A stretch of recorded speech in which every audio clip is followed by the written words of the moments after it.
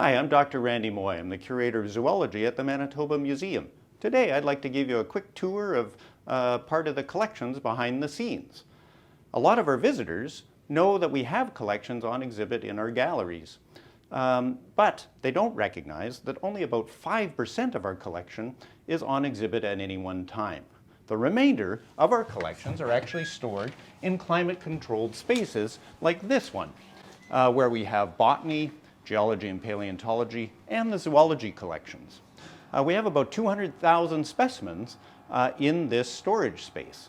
But why do we have collections that aren't on exhibit?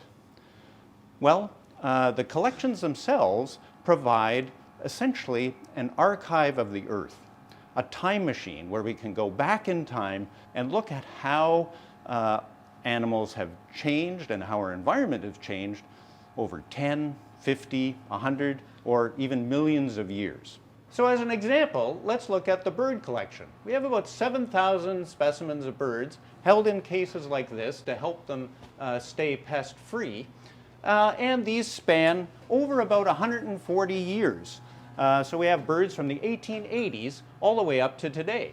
Most of them are legacy collection, inherited from an earlier version of the Manitoba Museum, along with more recent specimens that are mostly window and roadkills that are donated from various individuals or institutions. So having all of these specimens allows museum scientists to look at a lot of different questions. For instance, let's say we want to look at climate change and what the impact might be on the lives of these birds.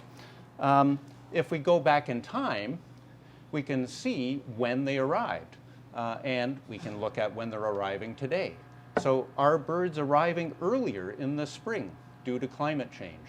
Are they nesting earlier? Perhaps they're staying longer in the fall.